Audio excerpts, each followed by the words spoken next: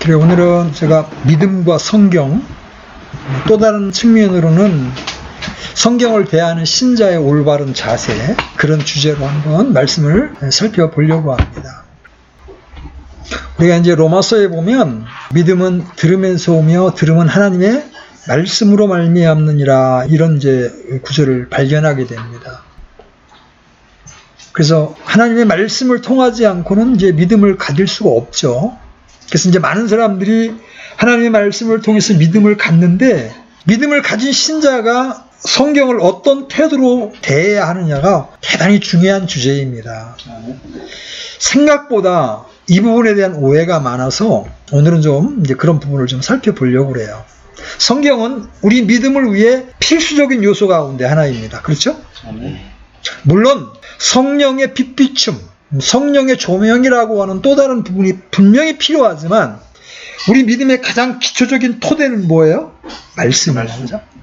더군다나 우리는 감사하게도 변개되지 아니한 보존된 하나님의 말씀을 붙들 수 있는 은혜를 입은 자들입니다. 그렇죠? 그래서 우리에게는 더 큰 책임이 있어요. 그런데 이 성경을 우리가 어떻게 대하느냐가 굉장히 중요하다는 거죠. 성경에 나오는 하나님에 관한 진리를 그대로 받아들이는 것이 믿음의 전부는 아니지만, 그 진리가 바로 믿음의 토대인 것은 분명합니다. 그렇죠? 그 진리가 믿음을 위한 중요한 수단이 되기 때문에 그래요. 그런데 성경에 나오는 하나님에 관한 올바른 지식과 진리가 하나님을 신뢰하는 믿음을 위한 토대이기 때문에, 믿음을 위해서 우리에게 필요한 요소 중에 하나는 바로 성경에 대한 올바른 자세예요. 하나님의 말씀에 대한 올바른 자세는 단순히 우리의 믿음을 위해서 뿐만 아니라 뭘 위해 중요하냐면, 1차적으로는 믿음을 위해서 말씀이 필요한데, 그 다음에 조금 더 전진하게 되면 뭐를 위해서 말씀이 필요하냐면 하나님과의 친밀한 교제예요. 바리새인들의 문제는 뭐였어요? 바리새인들도 성경에 대한 지식이 참 많았잖아요. 그죠? 예수님 어디서 태어나냐 그러면 즉각적으로 베들레헴입니다 이렇게 대답할 정도로. 그죠? 그런데 정작 하나님이 보내신 예수 그리스도께서 오셨을 때 그들이 그 예수님을 배척하죠. 그렇죠? 왜 그래요? 하나님에 대한 믿음은 있지만 하나님과의 인격적인 친밀한 교제가 없다 보니까 참다운 믿음으로까지 그들이 자라지 못한 거예요. 그래서 성경은 왜 필요해요? 첫째, 믿음을 위해 필요합니다. 그런데 그 다음에 성경의 주인공이신 하나님과의 친밀한 교제를 위해서 필요합니다. 그 다음에 이 성경은 우리의 영적 분별력을 위해서도 필요합니다. 여러분, 이 세 가지가 우리 신앙생활에 있어서 다 중요한 요소들이죠. 그렇죠? 하나님에 관한 믿음을 갖는 것 대단히 중요한 기초입니다. 그렇죠? 그 다음에는 내가 그 인격이신 하나님과의 친밀한 교제 가운데에서 그분과 동행하는 삶, 이게 이제 신앙의 핵심입니다. 그래야만 우리가 올바른 영적 분별력을 가질 수 있습니다. 여러분들이 교회 생활을 여러 번 해보지만, 특히 킹제임스 성경 진영 안에 많은 지식과 교리가 있지만 때때로 하나님의 뜻에 반하여 행동하는 많은 형제자매들을 보게 됩니다. 그렇죠? 왜 그렇습니까? 하나님과의 친밀한 교제가 없으므로 영적 분별력을 상실하고 있기 때문에 그렇습니다. 그래서 이 신앙의 모든 면을 위해서 성경은 필수적인 거예요. 그래서 내가 어떠한 자세로 성경을 대해야 하는가, 오늘 핵심적인 세 가지만을 한번 살펴보려고 합니다. 첫 번째, 성경을 대하는 우리의 자세 가운데 첫 번째, 하나님에 관한 진리에 절대적으로 동의하는 자세입니다. 기록된 하나님의 말씀에 절대적으로 동의하는 자세, 동의하십니까? 아멘. 우리가 앞으로 계속 살펴보겠지만 우리가 믿음을 갖기 위해서는 성령의 조명이 필수입니다. 그런데 성경에 나오는 하나님에 관한 진리가 하나님을 신뢰하는 믿음을 위한 기초요 토대이기 때문에, 믿음을 위해 우리는 성경에 나오는 하나님에 관한 진리 위에 전적으로 동의하고 서야 합니다. 즉, 믿음을 위해 우리는 하나님은 성경이 말씀하신 그대로의 하나님이시고 하나님은 말씀하신 그대로 이루실 것을 신뢰해야 합니다. 다시 말해서 성령의 조명 이전에 하나님의 진리를 굳게 붙들고 서는 것이 중요하다는 말이에요. 그럼에도 불구하고 많은 사람들은 자신의 느낌이나 경험을 의지합니다. 예를 들어 그들은 일이 자기 생각대로 잘 되어가면 하나님께서 자기를 사랑한다고 생각하고, 그 반대로 안 되어가면 하나님은 자기를 사랑하지 않는다고 생각을 합니다. 여러분, 일이 안 풀리고 막 칠흑 같은 어둠일 때 하나님이 날 버리셨나, 여러분 그런 생각 안 들어요? 그렇잖아요. 우리가 그런 자들이에요. 자기 계획과 기도가 몇 차례에 걸쳐 이루어지지 않는 경험이 있으면 하나님은 전혀 자기를 사랑하지 않는다고 생각하게 돼요. 그러면서 이렇게 말하죠. 이론적으로는 하나님께서 날 사랑하시는 것을 안다. 그러나 전혀 그걸 나는 느낄 수가 없다. 그러다 보면 결국 나중에 어떤 지경까지 가요? 불가지론으로 가는 거예요. 하나님이 계신지 나 잘 모르겠다. 이렇게까지 가는 거예요. 여러분이 마음속에 분명하게 하나 기억하고 있어야 될 것이 있습니다. 우리가 우리의 경험을 의지해서는 절대로 하나님을 알 수 없어요. 그리고 하나님을 알 수가 없기 때문에 믿음에 의한 삶도 가능하지가 않습니다. 그 전에 이 능력 치유라고 하는 책을 쓴 저자가 성령의 지시에 따라서 매주일 설교 후에 환자들을 앞으로 나오게 해서 치유를 위해 기도해 주었다고 합니다. 이렇게 하나님이 시켜서 하는데 한 사람도 낫는 사람이 없는 거예요. 그러면 목회자가 얼마나 창피하겠어요. 그죠? 이제 그런 일이 몇 달 반복된 후에 그는 치유에 관한 설교뿐만 아니라 치유를 위한 기도도 중단하려고 했습니다. 그럴 거 아니에요. 몇 달을 했는데도 낫는 사람도 없고, 그러니까 이게 뻘쭘해질 거 아닙니까? 그죠? 그때 하나님은 그 목회자에게 내 경험을 전하지 말고 내 말씀을 전하라고 강력하게 말씀하셨어요. 그는 치유에 관한 그의 부정적인 경험에도 불구하고 치유에 관한 하나님의 말씀을 전하고 그 말씀에 기초하여 치유 기도를 계속 해나갔습니다. 그 결과 10개월이 지난 시점부터 치유가 일어나기 시작했고, 나중에는 놀라운 치유들이 나타나기 시작했습니다.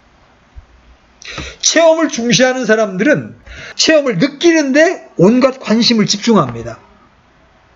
그러다 그게 안 되면 하나님이 느껴지지 않는다고 아우성을 칩니다. 물론 신앙의 본질은 하나님을 아는 것, 인격체이신 하나님과의 친밀한 교제입니다. 그럼에도 불구하고 그런 사람들의 가장 큰 문제가 뭐예요? 그들은 경험에, 체험에만 집중되어 있다는 사실이죠. 그들은 하나님께 나아갈 때 하나님에 관한 진리에 굳게 서서 나아가지를 않는 거예요. 옛날에 러크만 형제라는 성경 교사가 3F라는 거를 우리에게 알려준 적이 있어요. 신앙을 이야기하면서 3F가 중요하다. 그 첫째 F는 팩트예요.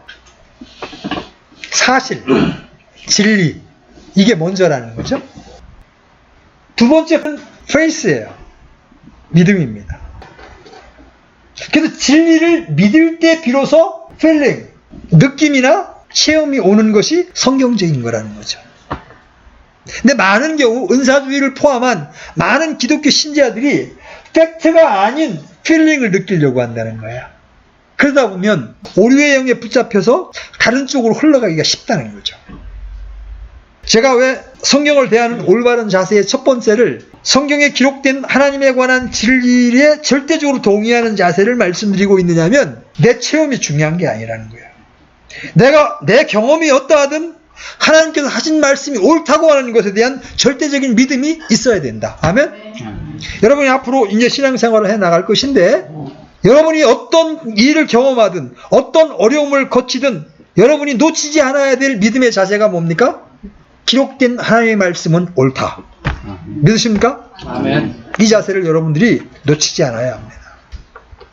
하나님께 나아갈 때 하나님에 관한 진리에 굳게 기초하여 나가지 않으면 오류에 빠질 수 있다는 걸 여러분들 명심하십시오. 우리는 하나님께 나아갈 때 십자가에 나타난 우리를 향하신 그분의 크신 사랑, 여러분이 그것이 느껴지든 느껴지지 않든 그 사랑을 기억하십시오. 약속은 반드시 지키시는 그분의 신실하심을 기억하십시오. 천지를 창조하신 그분의 능력을 기억하십시오. 육신의 아버지와 비교도 안 될 만큼 더 좋은 아버지 되시는 그분의 은혜와 긍휼을 기억하십시오. 바로 이 하나님에 관한 진리에 굳게 동의하고 여러분 나아가셔야 합니다. 그리고 우리의 관심을 우리의 느낌이나 경험이 아닌 하나님 그분께 맞추고 그분을 향하여 나아가야 합니다. 그렇게 하면 하나님은 하나님의 때에 우리에게 하나님 자신과 하나님의 목적과 하나님의 길들을 계시해 주실 겁니다. 하나님의 말씀의 실체가 지금 경험되건 안 되건 상관없이 하나님의 말씀을 신뢰하고 하나님과 그 신앙의 실체를 줄기차게 추구하고 나아갈 때 하나님은 당신을 나타내 보여주신다는 거예요. 이 부분 여러분 마음속에 깊이 새기셔야 합니다. 또 하나님께서 우리에게 자신의 뜻을 보이실 때 우리는 그것이 우리 마음에 들든지 안 들든지 우리의 마음에 상처가 되든지 그렇지 않든지 그것이 내가 원하는 바든 원하지 않는 바든 여러분이 선호하는 것이든 그렇지 않든 여러분의 느낌과 경험과 원함을 내려놓고 하나님의 말씀에 동의하는 자세로 서서야 합니다. 하나님이 다 옳습니다. 제가 틀립니다. 제가 하나님의 말씀 앞에 정직하게 동의하고 섭니다. 저에게 은혜를 베푸셔서 그 길을 행할 수 있게 해주십시오. 그렇게 할 때 우리는 하나님을 알 수가 있어요. 항상 경험보다 말씀이 먼저 와야 합니다. 아멘? 많은 신자들이 말씀을 제쳐놓고 경험을 추구합니다. 느낌을 추구합니다. 그때 마귀가 얼마든지 신자들을 속일 수 있어요. 오늘날 한국에 있는 많은 은사주의 계통이 전부 이렇게 해서 속은 겁니다. 분명히 우리는 체험을 가질 수 있습니다. 어느 때 하나님의 말씀을 절대적인 진리로 내가 확고하게 믿을 때에 하나님은 당신을 드러내십니다. 그때 우리는 체험을 가질 수가 있는 것이고 그것이 성경적 체험이라는 거예요.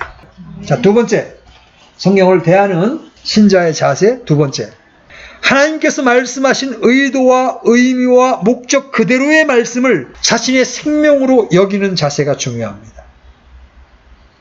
이 자세가 의미하는 바를 좀 더 분명하게 이해하기 위해 먼저 사탄이 하나님의 말씀에 대해 가지고 있는 자세를 살펴볼 필요가 있습니다. 우리는 사탄도 하나님의 말씀을 인용한다는 사실을 기억해야 합니다.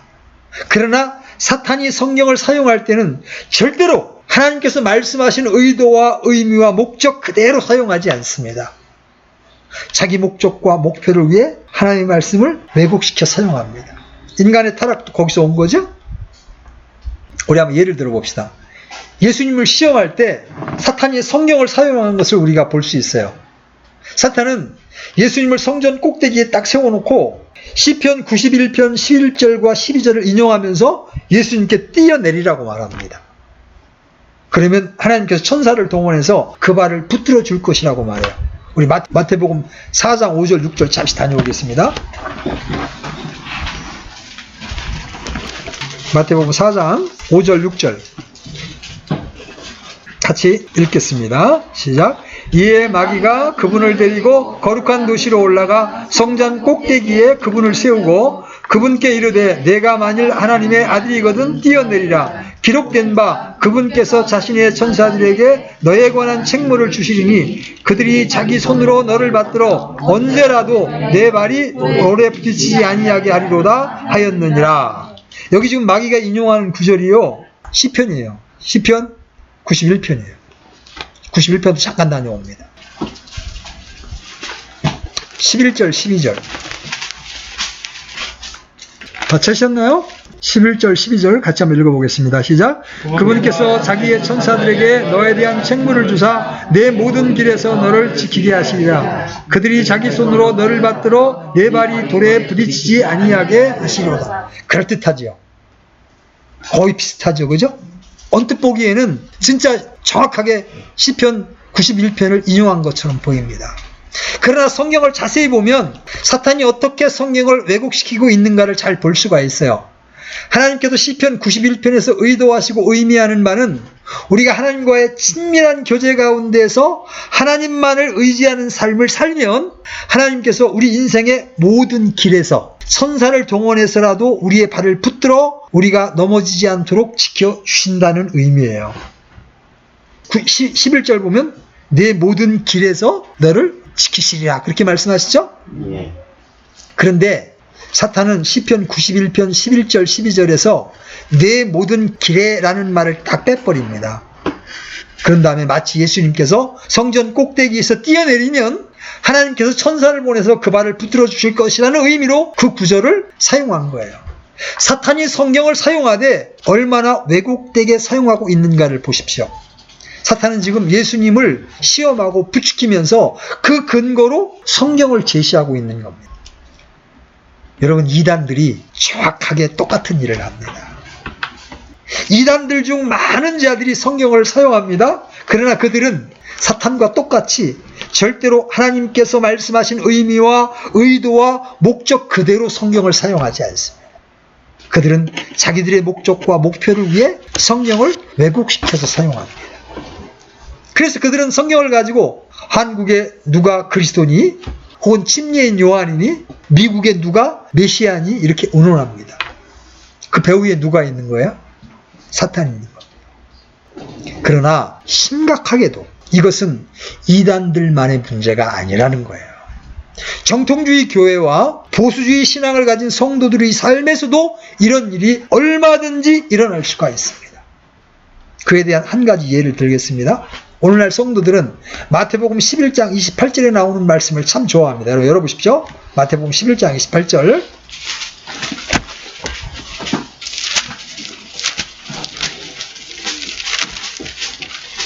같이 한번 읽어봅니다. 시작. 수고하고 무거운 짐진 모든 자들아 너희는 내게로 오라. 내가 너희에게 안식을 주리라. 이 말씀 들으면 얼마나 좋아요. 특히 고난 가운데 있는 사람이 이 말씀을 들으면 주님께서 안식을 주겠대. 그죠? 목회자들은 자주 이러한 논리를 펴니다. 오늘날 성도들은 사회생활을 하면서 얼마나 힘들고 어렵습니까? 그들에게 필요한 것은 위로와 쉼입니다. 그러므로 우리는 그들에게 위로의 말씀을 전해야 합니다. 그러나 많은 하나님의 백성들이 마태복음 11장 29절과 30절의 말씀은 부담스러워합니다. 여러분 29절 30절 한번 같이 읽어봅니다. 시작. 나는 마음이 온유하고 겸손하니 너희는 내 멍에를 메고 내게 배우라. 그리하면 너희가 너희 혼을 위한 안식을 찾으리니 내 멍에는 쉽고 내 짐은 가벼우니라 하시니라.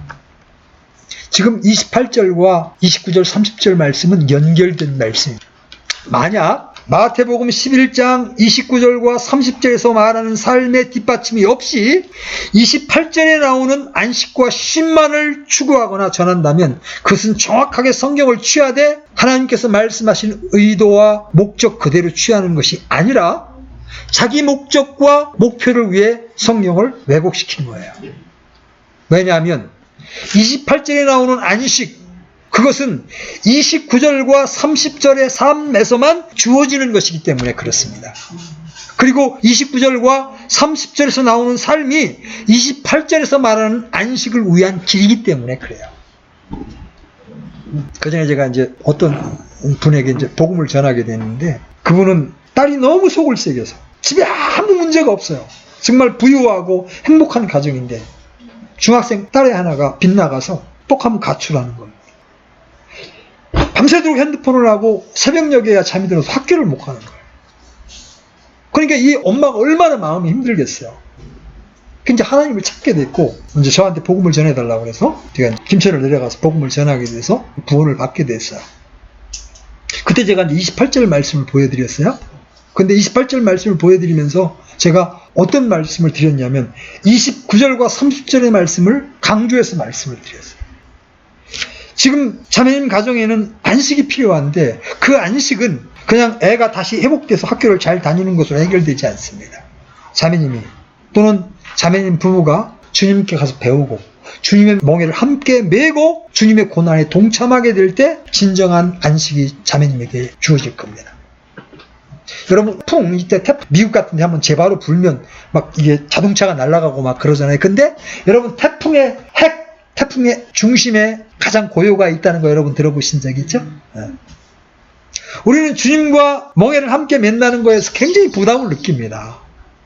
인생 손해나는 것 같고, 그렇죠? 근데 실제로는 주님께 가까이 붙어 있을 때 거기에 참된 안식이 있습니다. 아멘? 이것이 마태복음 11장 28절이 말씀하시는 참다운 의미인데 29절, 30절을 딱 떼놓고 28절만 그죠? 달콤하게 주어질 때 거기에는 참된 안식이 없다는 거예요. 하나님은 성경에서 이렇게 가르치는 것을 거짓이라고 말씀하십니다. 우리는 예레미야서에서 이 부분을 잘 볼 수가 있어요. 예레미야서를 보면 그 당시 대언자들과 제사장들이 거짓을 전하고 하나님의 백성들이 거짓을 좋아했다는 말이 자주 나옵니다. 평강이 없는 곳에 평강을 내쳐대는 것을 두고 하나님께서 이렇게 말씀하세요. 여러분 예레미야서 6장 한번 가보겠습니다. 예레미야서 6장.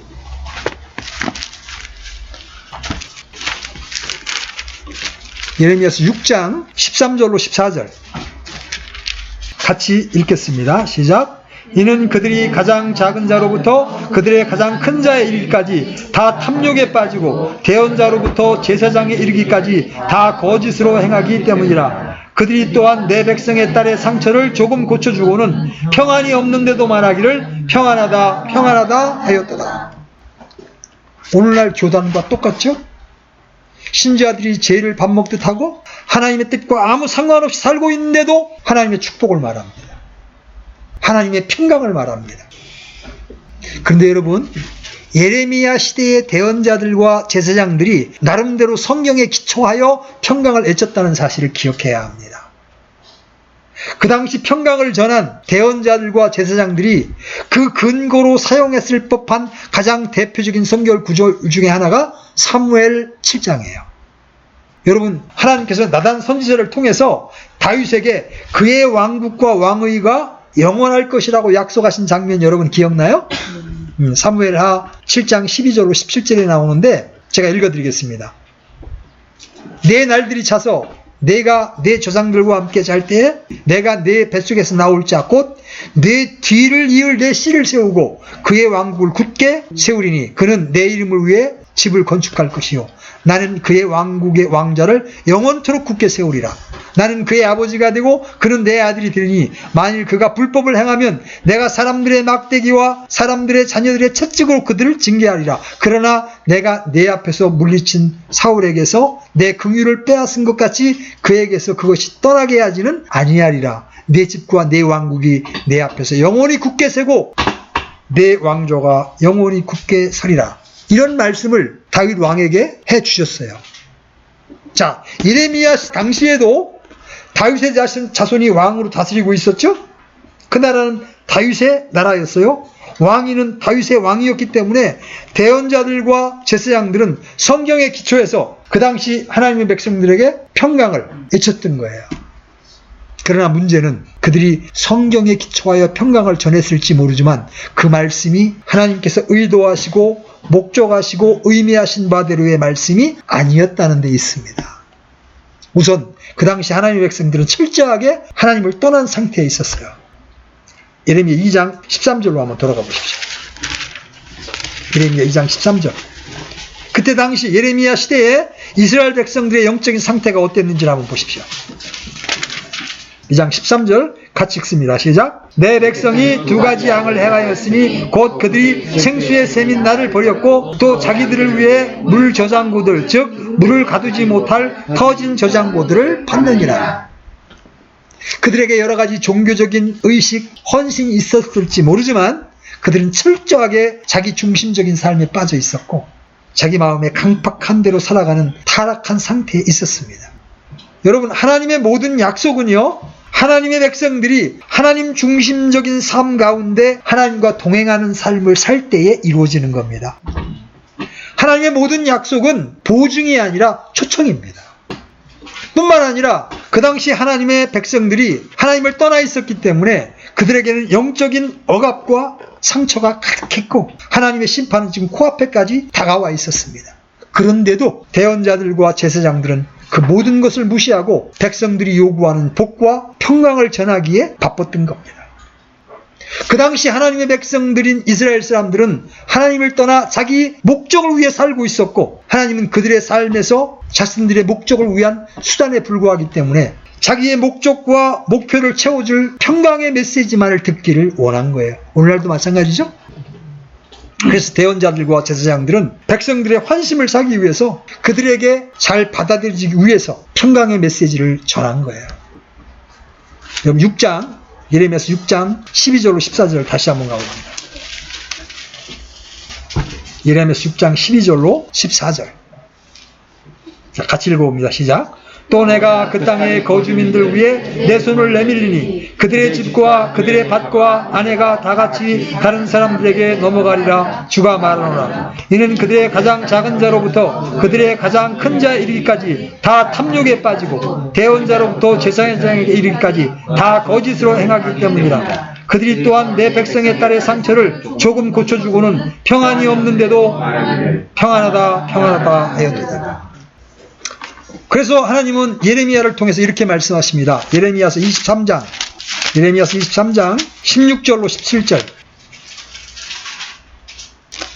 16절로 17절 같이 읽습니다. 시작. 만군의 주가 이같이 말하노라. 너희에게 대언하는 대언자들의 말들에 귀를 기울이지 말라. 그들은 너희를 헛되게 만드는 자들이니 그들은 주의 입에서 나오지도 아니하고 자기 마음에서 나온 환상 계시를 말하노니라. 그들이 나를 멸시하는 자들에게 여전히 이르기를 주께서 말씀하시되 너희가 평안하리라 하셨다 하며 또 자기 마음에서 상상하는 대로 걷는 모든 자에게 이르기를 재앙이 너희에게 임하지 아니하리라 하느니라.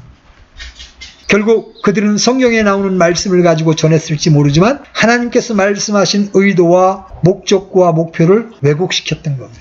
하나님은 심판하시겠다는데 대언자들은 평안을 외치고 있습니다. 이것을 두고 하나님은 거짓이라고 말씀하십니다.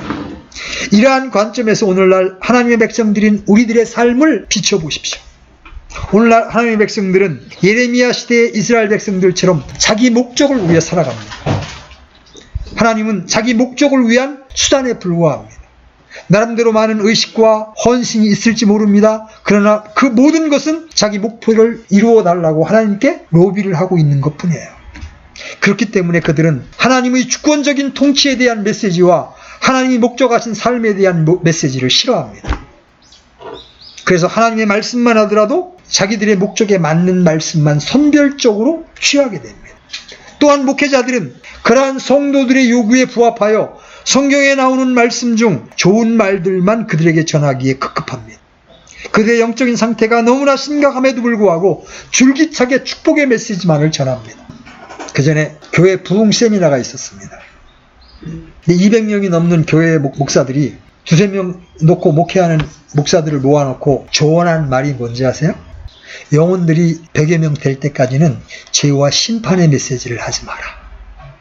그게 목회자 세미나에서 성공한 목사들이 개척교회 목사들에게 한 조언입니다. 그게 오늘날 한국 기독교의 실상입니다. 여러분, 죄와 심판을 말하지 않고 어떻게 복음을 전할 수가 있습니까? 여러분, 죄와 심판을 말하지 않고 어떻게 신자들로 하여금 거룩한 삶을 살도록 인도할 수가 있습니까? 그럼에도 불구하고 많은 영혼들을 모으기 위해서는, 사람들을 기쁘게 하기 위해서는 죄와 심판의 메시지를 하지 말라고 권면을 하고 있는 겁니다. 오늘날 이 시대는 예레미야 시대와 너무나 흡사한 상황이에요. 그러면서도 우리는 우리의 상태가 예레미야 시대와 같다는 사실을 알지 못합니다. 이러한 자세는 우리가 말로는 하나님의 말씀을 강조할지 몰라도 실제로는 하나님의 말씀을 멸시하는 자세입니다. 반면에 예수님은 하나님의 말씀을 하나님께서 말씀하신 목적과 의도와 의미 그대로 취하셨을 뿐만 아니라 그것을 자신의 생명으로 하셨습니다. 여러분, 요한복음 12장 50절 열어보십시오. 믿음의 창시자요 완성자이신 예수님의 믿음을 한번 보세요. 요한복음 12장 50절 찾으셨으면 같이 읽겠습니다. 시작. 나는 그분의 명령이 영존하는 생명인 줄 아노라. 그러므로 내가 무엇을 말하든지 아버지께서 내게 말씀하신 그대로 내가 말하노라 하시니라. 하나님과 친밀한 교제를 위해서, 영적 분별력을 위해서, 그리고 믿음에 의한 삶을 위해서 우리에게 절실하게 필요한 자세가 바로 이러한 자세입니다. 때로 제게 말씀의 기준이 너무 높다, 그래서 영혼들이 견딜 수 있겠느냐고 말씀하시는 분들이 여럿 있었습니다. 모든 신자들이 구령의 훈련을 해서 거리 설교를 해야 한다고 말하면 뒤로 자빠지는 사람들이 있었습니다. 그렇게 가르치면 모든 사람들이 떠날 거라고 말하는 분들도 있었습니다. 제가 그런 분들을 바라보면서 제 마음에 들었던 탄식이 그거예요. 저분들이 정말 십자가의 은혜를 아시는 분들인가? 그런 사람들로는 진정한 교회가 세워질 수가 없어요. 주님을 따를 때 자기를 부인하고 자기 십자가를 지고 주님을 따르는 자세가 절대적으로 요구됩니다. 그것 없이는 제자의 길을 갈 수가 없어요. 여러분들이 하나님의 말씀을 전부 진리라고 믿는 자세가 중요합니다. 그런데 그 말씀이 의미하는 본래의 의도와 목적대로 그 말씀을 여러분의 생명으로 취하셔야 합니다. 자, 세 번째 자세. 하나님의 말씀을 올바로 대하는 세 번째 자세. 그것은 시편 119편의 기자가 가졌던 자세입니다. 시편 119편은 신구약을 통틀어 가장 긴 장입니다. 특히 시편 119편은 전체가 하나님의 말씀에 관한 것을 다루고 있어요. 그런데 시편 119편의 기자가 어떤 자세를 취했는지를 제가 간략하게만 요약해서 보여드릴 겁니다. 첫째, 그는 하나님을 간절히 구했습니다. 시편 119편 1절 2절 가보십시오. 시편 119편 1절 2절 찾으셨으면 같이 읽습니다. 시작. 주의 법 안에서 걸으며 그 길에서 더럽히지 아니한 자들은 복이 있도다. 그분의 증언들을 지키고 온 마음으로 그분을 찾는 자들은 복이 있나니. 누가 복이 있다고요? 그분을 온 마음으로 찾는 자들. 자, 시편 119편의 기자는 하나님을 온 마음으로 찾았습니다. 하나님을 온 마음으로 찾았습니다. 여러분 10절도 내려가 보십시오. 10절. 10절 같이 읽습니다. 시작. 내가 온 마음으로 주를 찾았사오니 오 내가 주의 명령들에서 떠나 방황하지 않게 하소서. 이 자세는 대단히 중요합니다. 여러분 성경을 읽을 때 여러분이 성경 안에서 지식과 여러분의 입장을 변호해 줄 말씀만 찾을 때 그것은 전혀 여러분에게 유익이 되지 않습니다. 성경 안에서 누구를 찾아야 됩니까? 성경의 주인공이신 하나님을 간절한 마음으로 찾으셔야 합니다. 아멘? 두 번째, 시편 기자는 무엇을 찾았느냐면 그 말씀 안에서 하나님의 법규, 즉 하나님의 길과 목적을 알기를 간절히 사모했습니다. 자, 12절 내려와 보십시오. 12절 같이 읽습니다. 시작. 오 찬송을 받으실 주여 주의 법규들을 내게 가르치소서. 18절도 내려와 보십시오. 18절 주께서 내 눈을 여사 주의 법에서 나오는 놀라운 것들을 내게 보게 하소서. 여기서 하나님의 법규, 그것은 바로 하나님의 길, 하나님의 목적이에요. 그래서 주께서 내 눈을 열어서 주의 법에서 나오는 놀라운 것을 내가 보게 하소서 이렇게 기도하고 있는 거예요. 자, 우리가 하나님과 동행하는 삶을 살려면 반드시 그분의 목적과 길을 알아야 합니다. 그리고 하나님께서 자신의 목적과 길을 계시하시는 가장 주된 통로가 뭐예요? 바로 성경이죠. 그렇죠? 그래서 시편 119편의 기자는 하나님께서 성경을 통해 하나님의 길과 목적을 알게 해주시도록 간절히 구하고 있는 거예요. 이 하나님의 길과 목적을 아는 것은 단순히 성경을 이론적으로 잘 안다고 해서 되는 것이 아닙니다. 하나님께서 성령을 통해 비춰주셔야 합니다. 그래서 시편 119편의 기자도 자기 눈을 열어서 그것을 깨닫게 해달라고 간절히 기도하고 있는 거예요. 자, 세 번째, 시편 기자가 어떤 자세를 취했느냐면 그는 하나님의 법규를 알되 순종하기 위해서 법규를 알기를 원했습니다. 시편 119편 33절로 35절 열어보십시오. 시편 119편 33절로 35절. 자, 같이 읽어봅니다. 시작. 오 주여 주의 법규들의 길을 내게 가르치소서. 내가 끝까지 그 길을 지키리다. 내게 명철을 주소서. 내가 주의 법을 지키리니 참으로 온 마음으로 그것을 준수하리다. 나로 하여금 주의 명령들 행로로 들어가게 하소서. 내가 그것을 기뻐하나이다. 자, 보세요. 시편 기자가 하나님을 알기를 원했습니다. 첫 번째로. 그런 다음에 하나님의 길, 하나님의 법규를 알기를 원했습니다. 왜 그래요? 그걸 알면서 다른 사람들에게 자랑하려고? 아니에요. 순종하려고. 내가 끝까지 그 길을 지키리다 이렇게 말하잖아요. 그죠? 이거 순종하겠다는 말씀이잖아요. 하나님의 말씀에 대한 이런 자세가 우리에게 없으면 우리는 입으로는 하나님의 말씀을 외치면서도 누구보다 하나님의 말씀을 강조하는 것 같지만 실제는 하나님의 말씀을 멸시하는 자리에 설 수가 있는 겁니다. 그리고 하나님의 말씀을 멸시하는 자세를 가지고는 믿음에 의한 삶을 절대로 살 수가 없어요. 우리가 이에 대한 좋은 예를 바리새인들의 삶에서 발견할 수가 있잖아요. 그들은 누구보다 성경을 깊이 연구한 사람들이었습니다. 그죠? 그들은 누구보다 성경을 강조한 자들이었어요. 입만 열면 성경 말씀을 내뱉었던 자들이었습니다. 그런데 시편 기자가 가지고 있던 이런 자세가 그들에게는 없었어요. 그 결과 그들은 인격체이신 하나님을 전혀 알지 못했습니다. 그런 거로 그들은 믿음에 의한 삶이 불가능했습니다. 하나님과 상관없는 삶을 살았습니다. 오히려 하나님을 대적하는 삶을 살았죠. 그래서 하나님이 보내신 자 예수 그리스도를 십자가에 못 박는 패역을 저질렀던 거예요. 그런데 그러면서도 그들은 그 사실을 전혀 몰라요. 여러분 주변을 보십시오. 하나님의 교회를 깨뜨리고 형제자매들을 이간질을 시키면서도 자기들이 지금 하나님을 잘 섬기고 있다고 생각합니다. 그런 짓을 하면서도 교회를 하겠다고 말합니다. 왜 그래요? 지금 자기가 어떤 상태인지를 전혀 모르는 거예요.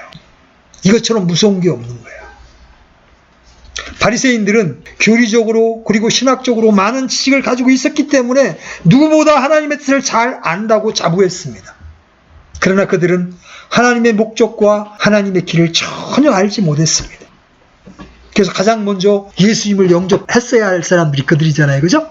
그런데 오히려 백성들을 선동해서 예수님을 십자가에 못 박는 일을 행했어요. 오늘날도 마찬가지입니다. 그렇게 교리적인 지식이 많아도 십자가의 원수로 행하고 있는 신자들이 한둘이 아니라는 거예요. 왜 그래요? 성경을 대하는 그들의 태도에 이러한 진실한 자세가 없었기 때문에 그렇습니다. 여러분, 하나님의 목적과 길을 아는 게 왜 중요해요? 그래야 내가 하나님의 길에 동참할 수가 있거든요. 그렇죠? 하나님 우리에게 이 길을 가라고 하는데 나는 이 길을 가. 그러면 이게 하나님의 뜻을 행하는 거예요. 하나님을 지금 대적하고 있는 거예요. 대적하고 있는 거잖아요. 우리 말씀을 시간이 많이 지났으니까 정리해 봅시다. 제가 세 가지를 여러분들에게 제시해 드렸어. 첫째는 기록된 하나님에 관한 진리에 전적으로 동의하는 자세가 신자에게 절대적으로 중요하다. 두 번째는 조금 더 깊이 나아가서 하나님께서 말씀하신 본래의 의미와 목적대로 그 말씀의 생명을 거는 자세가 중요하다. 세 번째는 시편 기자의 자세가 중요하다 그러면서 또 제가 세 가지를 제시했습니다. 시편 기자는 말씀을 대하면서 늘 하나님 자신을 구했습니다. 그렇죠? 그런 다음에 하나님 제게 하나님의 길과 목적을 보여주시옵소서. 왜? 내가 그 하나님의 사역에 동참하기 위해서, 순종하기 위해서. 그렇죠? 여러분, 말씀을 귀로 즐기되 순종하는 영이 없을 때 그건 하나님을 우롱하는 거예요. 믿음은 있다고 하면서 행함으로 그걸 증명하지 않는 자들을 악하다고 말씀하십니다. 오늘날 우리가 범하기 쉬운 오류예요. 우리 킹제임정에 있는 형제자매님들 얼마나 성경에 대한 지식이 많습니까? 근데 많은 지식보다 작은 말씀 하나를 생명을 내어놓고 순종을 하려고 하는 영이 있을 때 여러분 하나님과 동행할 수가 있어요. 믿음에 의한 삶을 살 수가 있는 겁니다. 아멘? 바리새인들은 시편 119편의 기자처럼 하나님의 뜻을 행하기를 기뻐하고 열망하는 자세가 없었어요. 그래서 예수님은 바리새인들에게 무겁고 지기에 힘든 짐들을 묻고 사람들의 어깨에 지우되 자기들은 손가락 하나로도 그 짐을 옮기려 하지 아니하느니라 이렇게 말씀하세요. 하나님은 종종 우리에게 바리새인의 영을 조심하라고 말씀하십니다. 자기가 먼저 실천하려 하지 않고 다른 사람들만 가르치려고 하는 자세를 말씀하시는 거예요. 오늘날 하나님의 백성인 우리의 삶 가운데 이런 바리새인들과 같은 그릇된 태도와 자세가 아주 팽배합니다. 우리가 주의 첫날 빼놓지 않고 교회에 가서 예배를 드리고 헌금을 드리고 여러 가지 모양의 헌신을 할 수가 있습니다. 그런데 정작 하나님의 뜻과는 상관없는 삶을 얼마든지 살 수가 있어요. 오늘날 하나님의 백성들이 너무나 하나님의 말씀을 소홀히 여기고 있는 것 같아요. 또 때로 종종 우리는 하나님의 새로운 진리를 깨닫는 것으로 만족을 해버려요. 푹 쏘는 어떤 깨달음을 받고 이야 진리가 이거였구나 이러면서 기뻐합니다. 그러나 시편 기자는 우리가 본 것처럼 어떻게 했어요? 하나님의 길과 목적을 선명히 보여달라고 하나님께 기도합니다. 왜? 그걸 행하기 위해서, 그 일에 동참하기 위해서 그렇게 기도했습니다. 성경은 듣기만 하고 행치 않는 자를 스스로 속이는 자라고 말하고 있음에도 불구하고 우리는 자주 새로운 진리를 깨닫는 것에 만족할 때가 많아요. 말씀을 마칩니다. 믿음은 성경과 밀접한 관계를 가지고 있습니다. 그렇죠? 특히 말씀에 대한 올바른 자세는 우리가 믿음에 의한 삶을 사는데 필수적입니다. 오늘 여러분에게 들려진 말씀대로 하나님의 말씀을 대하는 여러분의 자세가 합당하게 규정되기를 바랍니다. 아멘? 네, 기도합시다. 하나님 아버지, 우리에게 변개되지 않은 소중한 말씀을 들려주신 것 감사합니다. 또 이 말씀을 통하여 많은 교리적 지식과 하나님에 관한 진리를 배울 수 있도록 지금까지 인도해 오신 것을 생각할 때 하나님의 은혜 앞에 또 감사를 드립니다. 더하여 우리가 이 말씀을 올바로 대하는 자세를 갖기를 원합니다. 기록된 말씀을 전적으로 하나님의 존귀한 말씀으로 동의하는 자세가 필요함을 저희들이 배웠습니다. 또 하나님의 그 말씀에 기록된 목적대로 파악하고 그 말씀 앞에 생명을 거는 자세가 필요하다는 사실을 저희들이 또 공부했습니다. 이러한 하나님의 말씀을 대하면서 이 하나님의 말씀 안에서 하나님을 찾고 하나님의 길과 목적을 추구하며 그 하나님의 길들이 보여졌을 때 순종하는 자세로 사는 것이 하나님 앞에 믿음으로 사는 것임을 오늘 배웠습니다. 이 배운 것들이 우리 마음속에 깊이 남아서 이제 앞으로 우리가 하나님의 말씀을 대할 때 이런 영으로 모두가 대할 수 있도록 인도해 주시기를 원합니다. 오늘도 우리의 귀에 귀한 주님의 말씀을 들려주신 하나님 앞에 감사드립니다.